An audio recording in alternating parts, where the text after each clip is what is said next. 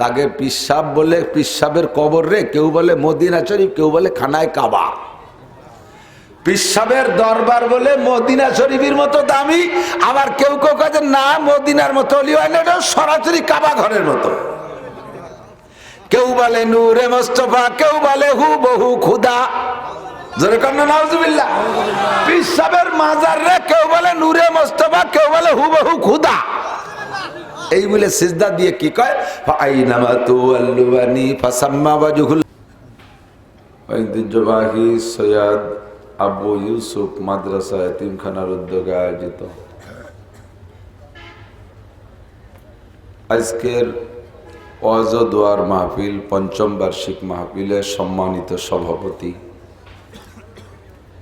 এই অঞ্চলের উলামাই কেরাম, খাস করে বিশেষ করে আমার অত্যন্ত বন্ধুবর মোহাব্বতের মানুষ হজরত মাওলানা হাফেজ হারুন সাহেব দামাত বরকাতুল আলিয়া, এতক্ষণ পর্যন্ত বয়ান করেছেন হজরত মাওলানা মাহমুদুল হাসান সাহেব, অন্যান্য উলামাই কেরাম, আইম্মায়ে মাসাজিদ, মাদ্রাসার আজিজাম তুলাবা, প্রাণপ্রিয় দেশবাসী, পর্দার আড়ালে বসে থাকা মা ও বোনেরা,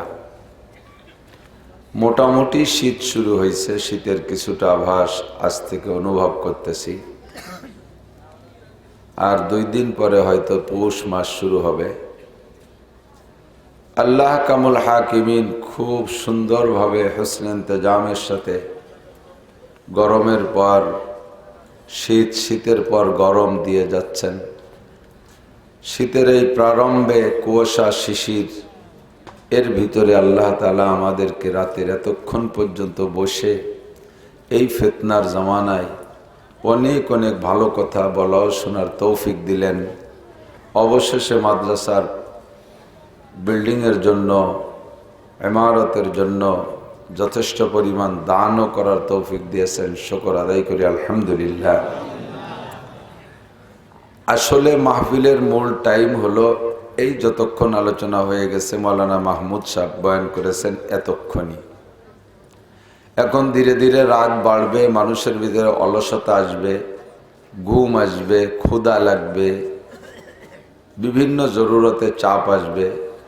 প্রাকৃতিকভাবে উপর থেকে যেভাবে পানি পড়তেছে, এই পানিটা মানুষের দেহের জন্য অনেক সময় অনেকের জন্য ক্ষতির কারণ হয়ে যায়।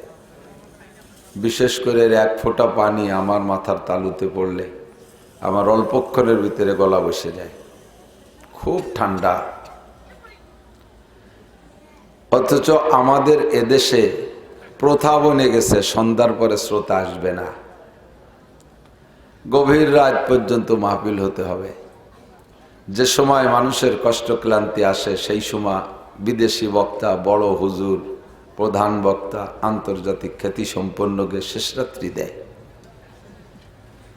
ঘুম আসে, জিম আসে, জিমেতে জিমেতে নালাইয়া দাড়ি ভিজে ফেলতেছে, একজন আর একজন পর হুমড়ি খাইয়ে পড়তেছে ঘুমাইয়া। এই ঘুম টেয়ানোর জন্য সাইডে বাদাম নিয়ে এসে বসে, কেউ পানে জাগর কাটতে চায়। এই ভঙ্গি কোরআনে তো ওয়াজ শোনানোর দায়িত্ব আমাদের না, এত কষ্ট করে ওয়াজ শোনার দায়িত্ব আপনাদের না। ওয়াজ করাও শোনা, ওয়াজ করা নবীদের সুন্নাত, ওয়াজ শোনা সাহাবায়ে কেরামদের সুন্নাত। তো নবীওয়ালা সুন্নাত যা যেভাবে আসছে সেইটাকে সেইভাবে পালন করার নামই সুন্নাত। ওইটাকে রূপ দিয়ে, রং দিয়ে, সমকালীন যুগের সাথে তাল মিলাইয়া আরো বেশি জশ্নে জুলুস করার নামই হলো বিদআত। কোরআন হাদিসের কোনো জায়গায় লেখা নাই যে নবী রাত 10টা, 11টা, 12টা, 13টা, 14টা ফজর পর্যন্ত ইসালে সোয়াব ডেকসি পাকাইয়া উম্মতরে বসায় রেখে রেখে ওয়াজ করে ফজর ভাত খিচুড়ি খাওয়াইয়া বিদায় দেশে। একটা হাদিস যদি কেউ দেখাতে পারে তার ওয়াজের মাঠেই থাকবো না, কোথাও নাই। এই ওয়াজও বাংলাদেশে এসে বিপদে পড়ে গেছে যে আমরা মক্কা মদিনায় ছিলাম এক কায়দায়, বাংলাদেশে এসে কোন বেকায়দার মধ্যে পড়লাম। ওদিকে বক্তা বড় এক জাক ধরা পড়ে গেছে, আরো এক জাক মাঠে আসতে পারতেছে না। আমরাই কুটি কাটা কয়জন দৌড়ই বেড়াচ্ছি। এই উত্তরে দক্ষিণে বিভিন্ন দিকের ওয়াজের জোয়ারের চাপ এসে আমার পর পড়ছে বেশি, খুব বেশি। 50,000 দাওয়াত আইছে এবার, 50,000 মিনিমাম। আরো ডেলি আসতে তালে আছে। মাত্র 6 মাস 180 দিনে আমি 50,000 দাওয়াত কারে কয়টা দেবো কান? একটু একটু করে সময় ভাগ করছি, স্বাস্থ্যের সাথে পারতেছি না, বুকের মধ্যে ব্যথা করতেছে, কোনো অবস্থাতেই মানুষকে বুঝতে পারি না। শেষমেশ হুজুর আমাদের ওখানে আপনি একটু ছোঁয়া দিলি হবে। খালি ছোঁয়া দিলি কি হবে? এই ছোঁয়া দিলি হবে না কিছু? তার মানে ছোঁয়া দিলি তো কিছু না দিয়ে পারবে না। এই একটু একটু করে ভাগ করতে যে দিনই একটা রাত্রি 3 দিয়ে কারে কি কব, আমি সাধ্য অনুযায়ী চেষ্টা করি টাইম মেনটেন করার। আমার যে টাইমে ওয়াজ তার থেকে কমপক্ষে আধা ঘন্টা আগে আমি পৌঁছে যাই। কর্তৃপক্ষ যদি টাইমের সাথে হেরফের করে ফেলে তাহলে এক জায়গাতে করলে সেই গোল সব জায়গার পর চলতে তাহলে তাই আমার জানে কুলায় না, পারি না। আমি 9:30টায় ফরমে লিখে দিছি রাত 9:30।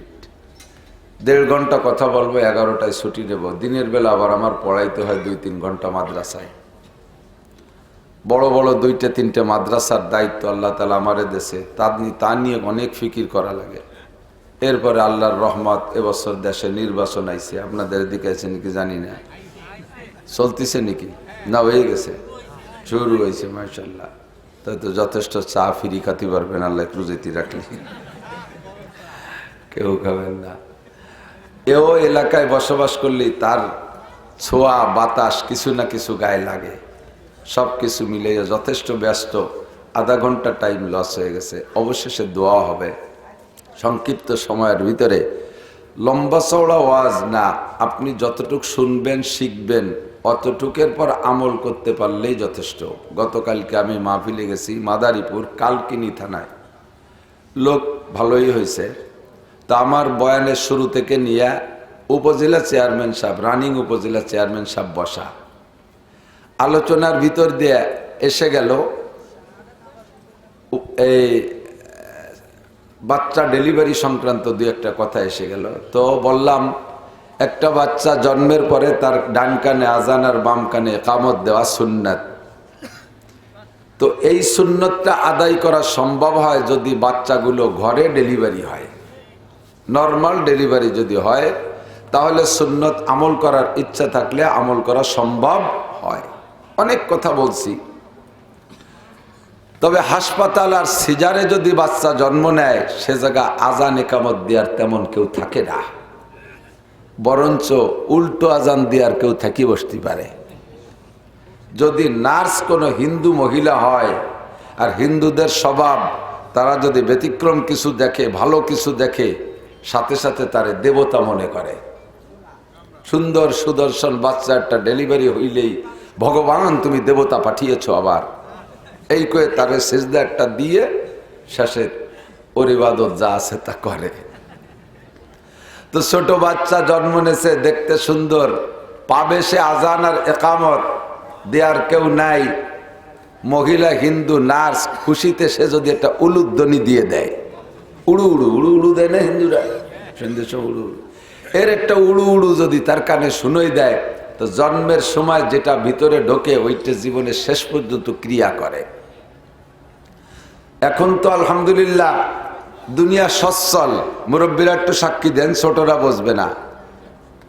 হেরিকেন কলি চেনে না, কুপো কলি চেনে না, উড়ুম কলি চেনে না, নাইল রান্দা চেনে না, এদানিং ক্যালপোলা পান্ডা, এগুলো হলো পুরন ভাষা। তো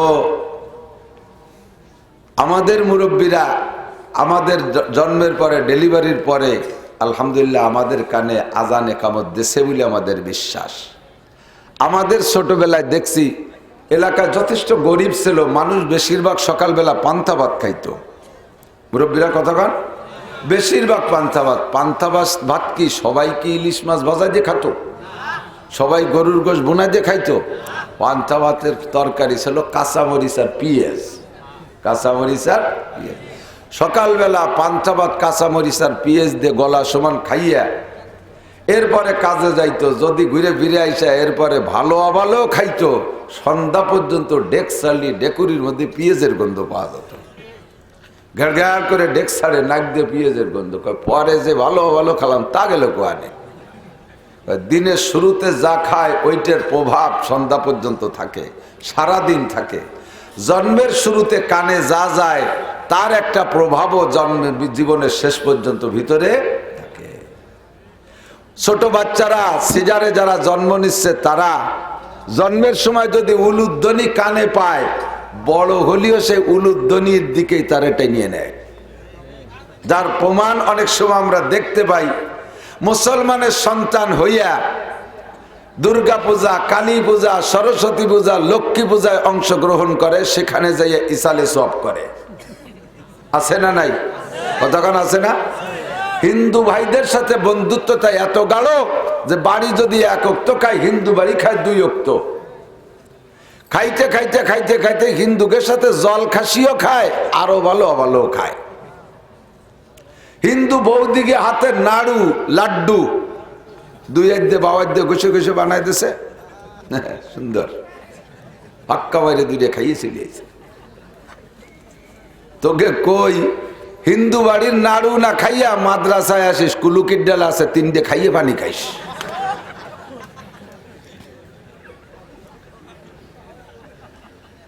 জন্মের সময় যার বিসমিল্লাতে ভুল, ও ছেলে নবীর সারা করে না কবুল। কথা বলেন ঠিক কি না? বলবা হুজুর হিন্দু ভাইদের সাথে ঘুরি, তাদেরকে দিন বুঝানোর জন্য। তোমাকে হাজার হাজার ধন্যবাদ যদি তুমি এই উদ্দেশ্যে ঘুরা কোন একটা হিন্দুরে দিন বুঝাইতে সক্ষম হও, তাহলে তোমার জীবনে বড় ইনকাম।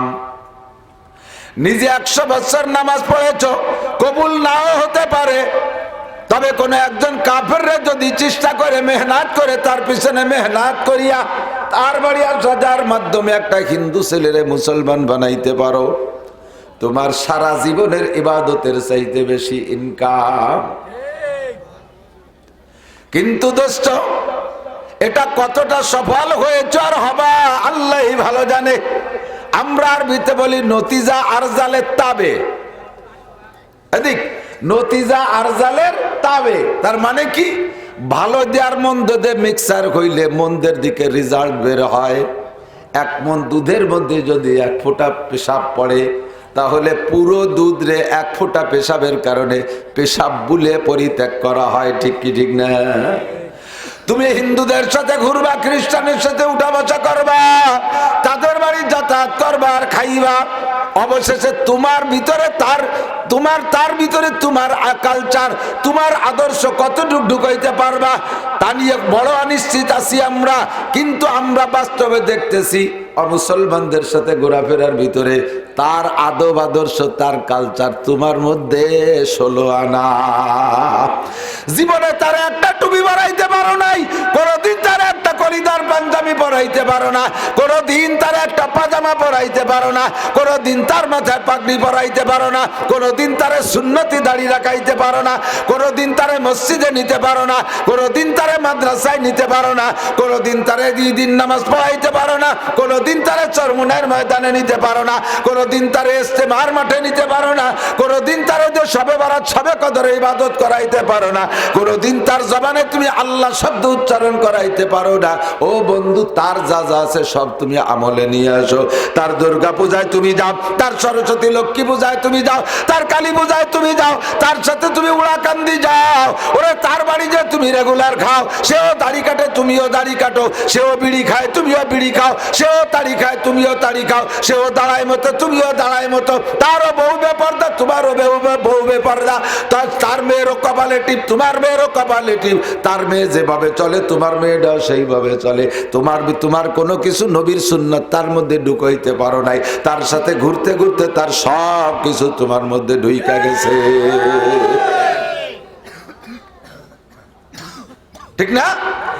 আল্লাহ পাক বলেন ওয়ামাইয়াতাওয়াল্লাকুম মিনকুম ফাইন্নাহু মিনহুম। দুনিয়ায় যার সাথে যার সম্পর্ক হবে, হাসর হবে তার সাথে তার। এর মানে এটা নয় যে তুমি মুসলমান হাসরে জান্নাতে যাবার তোমার সাথে কাফের বেকলেমাওয়ালা হিন্দু বুদ্ধ তোমার সাথে জান্নাতে যাবে এদিক বুঝবা না দোস্ত। তোমার যার সাথে সম্পর্ক সে যে জায়গা যাবে তুমিও সেই জায়গা যাবা। সেদিন তুমি দেখবা উলামায়ে কিরাম তুলাবায়ে ইলম মাদ্রাসার ছাত্র শিক্ষক আলেম উলামারা হক্কানি পীর মাশায়েখরা জান্নাতে যায়।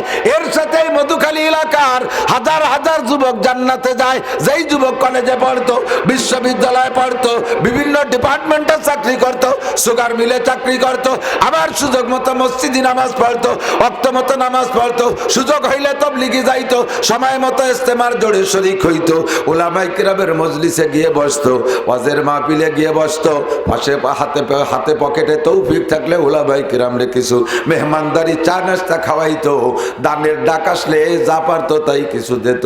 এই সমস্ত সাধারণ জেনারেল পাবলিক গুলো উলামায়ে কিরামের সাথে জান্নাতে চলিয়া যাবে। আবার তুমি হাসরের মাঠে দেখবা ওই সব এলাকার হাজার হাজার যুবকরা হিন্দু বুদ্ধ খ্রিস্টানের সাথে বেঈমানদের সাথে জাহান্নামে চলিয়া যাইতেছে। তুমিও যদি সেই দলে পড়িয়া যাও আফসোস করে বলবা ইয়া ওয়াইলাতা, এই ইয়া ওয়াইলাতা, ইয়া ওয়াইলাতা, হে আমার কপাল পোড়া, হে আমার আফসোস, কপাল থাবড়াবার বলবা। লাইতানি তাখাযতু মা রাসূল সাবিলা, রাসূলের সাথে যদি কোনো একটা লাইন দিয়ে আমি ধরে রাখতে পারতাম, কোনো একটা লাইনে যদি সম্পর্ক রাখতে পারতাম, ওরা হক্কানি উলামায়ে কিরামের সাথে কোনো একটা দিক দিয়ে যদি জড়িয়ে থাকতে পারতাম, আজকে তাদের সাথে জান্নাতে যাইতাম। আবার এদিকে তাকায় বলবা ইয়া ওয়াইলাতা লাইতানি লাম আত্তাখিয ফুলানান খলিলা, এদের সাথে যদি সম্পর্ক না করতাম তাহলে মাঝখানে থাকতাম, কোনো না কোনো একটা ব্যবস্থা হইতো। কতক্ষণ এদিকে রাখো নাই, ওদিকে পীড়িত রাখছো। সাবধান, সতর্ক হয়ে যাও। আল্লাহ পাক আমাদের সকলকে নবী পাকের সুন্নতের অনুসরণ করার তৌফিক দান করে, বলেন আমিন। দুনিয়ায় যত নেতা বলো আর যত ধর্মগুরু বলো, আমার নবীর চাইতে বড় নেতা জগতে কেউ আছে? জোর হলো না? বড় ধর্মগুরু আর কেউ আছে? আমার নবী শুধু আমার নবী নয়, আমার নবী সমস্ত মানুষের নবী। হিন্দুদের নবী আমার নবী, বুদ্ধদের নবী আমার নবী, ইহুদিদের নবী আমার নবী, নাসারাদের নবী আমার নবী, খ্রিস্টানদের নবী আমার নবী, কাফের মুশরিকের নবী আমার নবী, জিনদের নবী আমার নবী, ফেরেশতাদের নবী আমার নবী, সমস্ত নবীদের নবী আমার নবী। কথা বলেন ঠিক কি ঠিক না? কাফাতাল লিন্নাস বাশীরা ওয়া নাযীরা, সারা জগতের জন্য কিয়ামত পর্যন্তর জন্য সেকেন্ড কোন নবীর দরকার হবে না।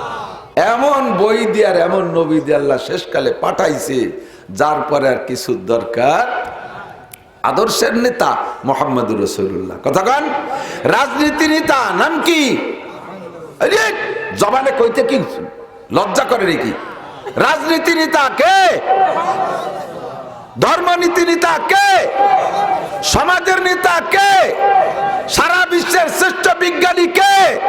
সারা বিশ্বের সর্বশ্রেষ্ঠ শিক্ষিত পণ্ডিত কে? মুহাম্মদুর রাসূলুল্লাহ সাল্লাল্লাহু আলাইহি ওয়াসাল্লাম। আপনারা খুশি আছেন না সেই নবীর উম্মত হতে? ঘোড়ার ডিম খুশি আছেন। স্বীকার যখন করছেন, অস্বীকার করলাম না। আপনাদের সকলকে ধন্যবাদ, আলহামদুলিল্লাহ।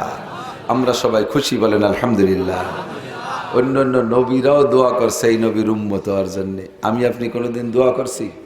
সব নবী বলছে আল্লাহ আমাকে নবী না বানাইয়া ওই নবীর উম্মত বানাও, এ বলে নাই। অনেকে বাড়ি আবার এইটুক কয়, কারণ নবী হওয়ার শান্ত বিশাল।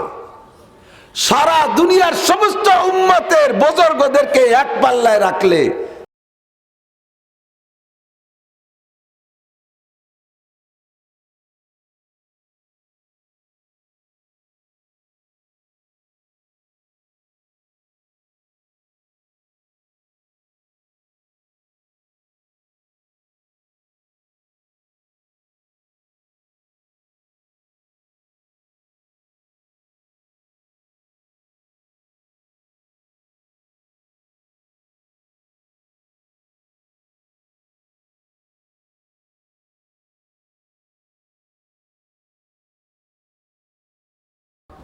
তাকে পিসাব বলে, পিসাবের কবর রে, কেউ বলে মদিনা শরীফ, কেউ বলে খানায় কাবা।